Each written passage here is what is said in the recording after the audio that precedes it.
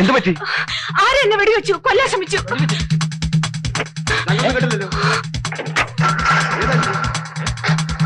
Hello, police control room.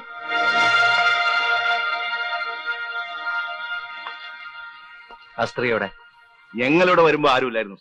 കതവ് തുറന്നു കിടപ്പുണ്ടായിരുന്നു. ഒരു സ്ത്രീ ഇവിടുന്ന് ഓടിപ്പോകുന്നത് കണ്ടെന്ന് യവന്മാര് പറയുന്നു.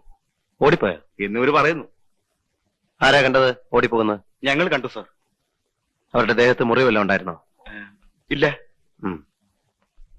അവരെ ആരോ വെടിവെച്ച് കൊല്ലാൻ ശ്രമിച്ചു എന്നാ അവര് പറഞ്ഞത്. വെടിയുടെ ശബ്ദം നിങ്ങൾ കേട്ടോ? ഇല്ല.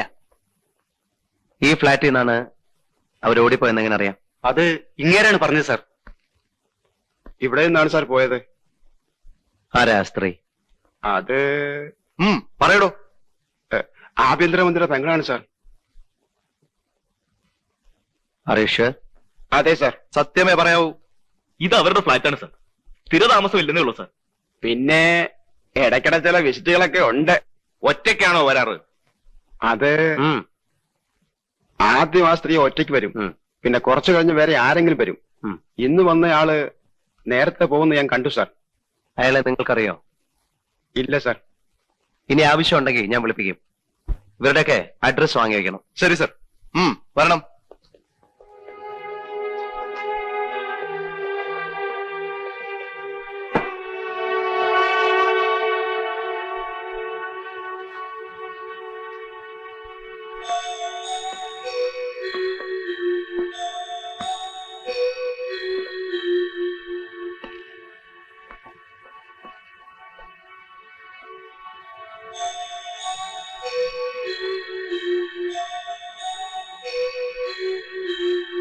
നിങ്ങൾ വരുമ്പോ ഈ ജനൽ തുറന്നാണ് കിടന്നിരുന്നത്?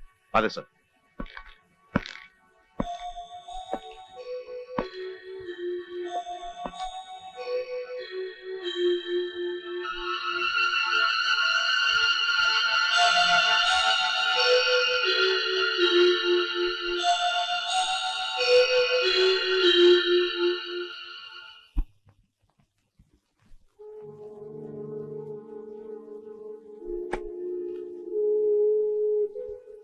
ഇത് assistant commissioner ഹരിസ.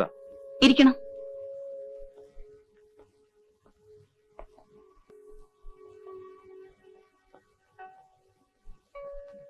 Assistant commissioner. Hello. നിങ്ങളുടെ ഫ്ലാറ്റിൽ ഇന്നൊരു സംഭവം നടന്നു. എന്താ? 7-8 മണിയോടുകൂടി അവിടെ സ്ത്രീ ഉണ്ടായിരുന്നു. അവരെ ആരോ വെടിവെച്ച് കൊല്ലാൻ ശ്രമിച്ചു. അവർ അവിടെ ഒന്ന് ഓടി രക്ഷപ്പെട്ടു. ആരാ അവിടെ താമസിക്കുന്നത്? ആരും താമസിക്കുന്നില്ല, പൂട്ടിക്കിടക്കാണ്. കീ ആരെങ്കിലും ഏൽപ്പിച്ചിരുന്നോ? ഇല്ല. ഇനി ആരെങ്കിലും കുത്തി തുറന്നാണോ? അല്ല, താക്കോലിട്ട് എന്നാ തുറന്നിരിക്കുന്നത്. അവിടെ നിന്ന് കിട്ടിയ. ശരി, ഞങ്ങൾ ഇറങ്ങുന്നു. പിന്നെ വരാം. ശരി.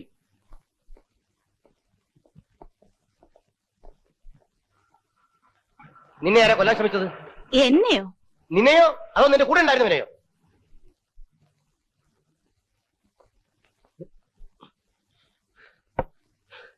ആരായിരുന്നു ഇന്ന് നിന്റെ കൂടെ ഉണ്ടായിരുന്നത്? അറിഞ്ഞിട്ട് എന്ത് വേണം? എന്നെ മാനം കെടുത്തരുത്. തനിക്ക് എന്നാടോ ഈ മാനമൊക്കെ ഉണ്ടായത്?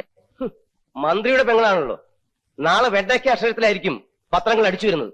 മന്ത്രി? ഈ പെങ്ങളില്ലായിരുന്നെങ്കിലേ അയാൾ ഒരു പഞ്ചായത്ത് മെമ്പർ പോലും ആവില്ലായിരുന്നു. വിടറോ. ദേ, ഒരു കാര്യം പറഞ്ഞേക്കാം. അടങ്ങി ഒതുങ്ങി കഴിയാമെങ്കിൽ ഇവിടെ താമസിക്കാം, അല്ലെങ്കിൽ വേറെ വഴി നോക്കണം. എന്റെ ജീവിതം മുഴുവൻ തുളച്ചിട്ട്? തന്റെ ഒരു ജീവിതം. താൻ എന്നാടോ ഈ സ്കോച്ചും 555 ഒക്കെ കാണാൻ തുടങ്ങിയത്? നിന്റെ സ്കോച്ച്. കമ്മീഷണർ വരാറായി. മാറിക്കേ. തന്നോടുകൂടിയാ പറഞ്ഞു മാറിക്കാൻ. ഡ്രൈവറല്ലേ? അതെ, പോലീസ് ഡ്രൈവർ. വണ്ടി ഓടിക്കുന്ന പണി നോക്കിയാൽ മതി. അല്ല, നമുക്കെന്താണാവോ പണി? എനിക്ക് പണിയൊന്നുമില്ല. താൻ പോയി പുറത്ത് നിൽക്ക്. വരാൻ മാറിയിക്കണം.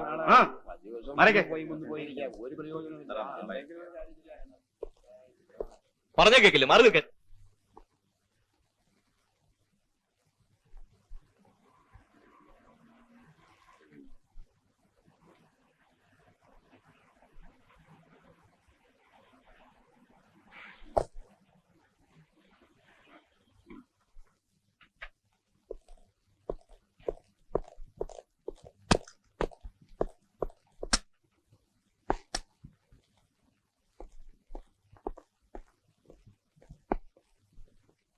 Good morning sir. Good morning.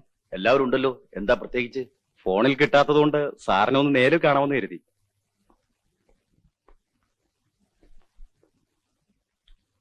ഇരിക്കൂ.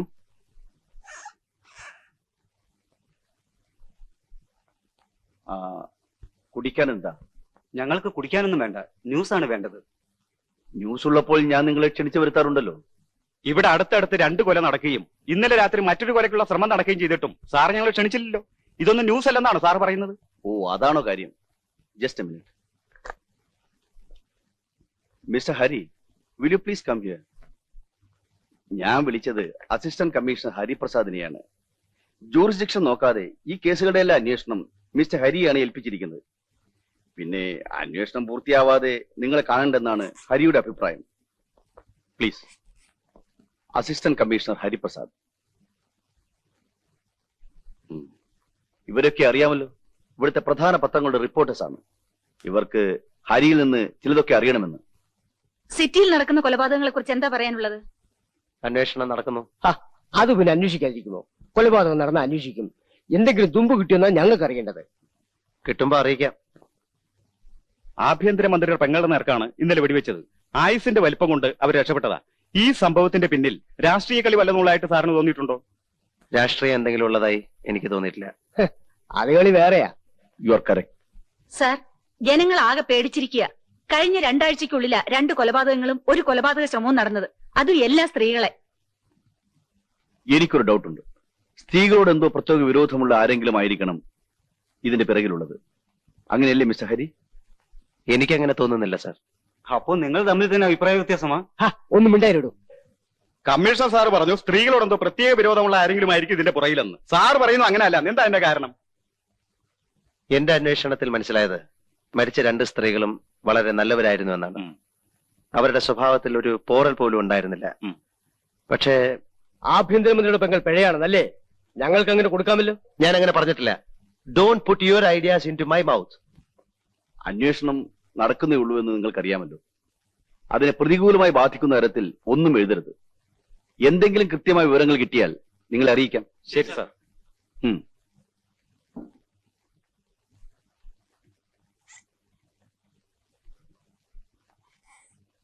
ഹരി ഇതൊന്നും കാര്യമായി എടുക്കണ്ട. അവർ വന്ന് നിർബന്ധിച്ചപ്പോൾ ഞാൻ ഹരിയെ ഒന്ന് വിളിച്ചെന്ന് മാത്രം. ഭർത്താവ് ഉണ്ടായിരുന്നുകൊണ്ട് മിനിസ്റ്ററുടെ പെങ്ങളോട് കൂടുതലൊന്നും ചോദിച്ചില്ല. ഒരു കുടുംബകലഹം ഒഴിവാക്കാമല്ലെന്ന് കരുതി. കുടുംബകലഹമൊന്നുമില്ല. എല്ലാം അറിഞ്ഞുകൊണ്ട് തന്നെയാ അയാൾ ആ സ്ത്രീയെ വിവാഹം കഴിച്ചത്. മുമ്പ് കൊല്ലപ്പെട്ട 2 സ്ത്രീകളുടെയും ഭർത്താക്കന്മാർക്ക് മറ്റു പല സ്ത്രീകളുമായിട്ടും ബന്ധമുണ്ടായിരുന്നു. ഇവിടെ നേരെ മറിച്ചാണ്. നോ, അവിടെയാണ് ഹരിയുടെ കാൽക്കുലേഷനിൽ പിശക് പറ്റിയത്. ഞാൻ നേരത്തെ പത്രക്കാരോട് പറഞ്ഞ ഒരു പോയിന്റ് ഹരി നിഷേധിച്ചു. സാരമില്ല, മിനിസ്റ്ററുടെ സിസ്റ്റർ പിശകാണെന്ന് തർക്കമില്ലല്ലോ. ഇത് നാട്ടുകാർക്കറിയാവുന്ന സത്യം. കൊല്ലപ്പെട്ട 2 സ്ത്രീകൾക്കും ഉണ്ടായിരുന്ന അവിഹിത ബന്ധങ്ങൾ അവർ രഹസ്യമായി സൂക്ഷിച്ചു വെച്ചു. അതുകൊണ്ടാ ഞാൻ പറഞ്ഞത്, ഈ സ്ത്രീകളോടൊക്കെ ബന്ധമോ വിരോധമോ ഉള്ള ആരെങ്കിലും ആയിരിക്കണം ഈ കൊലയുടെയൊക്കെ പിന്നിലെന്ന്. സർ, മറ്റു 2 കൊലയ്ക്കും ഉപയോഗിച്ച വെപ്പൺ തന്നെയാണ് ഈ കേസിലും ഉപയോഗിച്ചിട്ടുള്ളത്. ഇത്തവണയും വീടിന് പുറത്ത് ദൂരെ നിന്നാണ് വെടിവന്നിട്ടുള്ളത്. 3 സംഭവങ്ങളിലും ഒരുപാട് സിമിലാരിറ്റീസും ഉണ്ട്. അതുകൊണ്ട് ഒരേ ആൾ തന്നെയായിരിക്കണം ഇതെല്ലാം ചെയ്യുന്നത്. ആളുടെ മോട്ടീവിനെ പറ്റിയേ നാം തമ്മിൽ അഭിപ്രായ വ്യത്യാസമുള്ളൂ. മന്ത്രിയുടെ പെങ്ങളെ ഭർത്താവില്ലാത്ത സമയത്ത് ശരിക്കൊന്ന് ചോദ്യം ചെയ്താൽ ആളെ പിടികിട്ടും. ഒരു കാര്യം പറയാൻ വിട്ടുപോയി. കാലത്ത് ഐജിയുടെ ഫോൺ ഉണ്ടായിരുന്നു.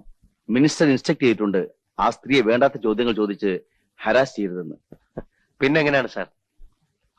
ഹരി ഡിപ്പാർട്ട്മെന്റിൽ കയറിയിട്ട് കുറച്ച് നാളല്ലേ ആയുള്ളൂ. ഇതൊക്കെയാണ് കുറെ കാലമായി ഞങ്ങൾ നേരിടുന്ന ബുദ്ധിമുട്ടുകൾ.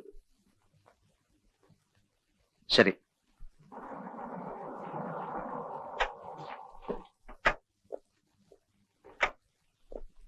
റിപ്പോർട്ട് ഇപ്പൊ തന്നെ വാങ്ങണം. ഞാൻ ഓഫീസിലെത്തുമ്പോ മേശപ്പുറത്തുണ്ടാവണം. Okay sir.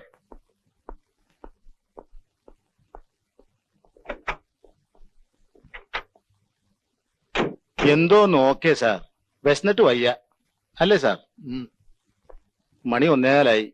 ഇപ്പൊ അത് വാങ്ങാൻ പോയാൽ 2-2:30 ആകും.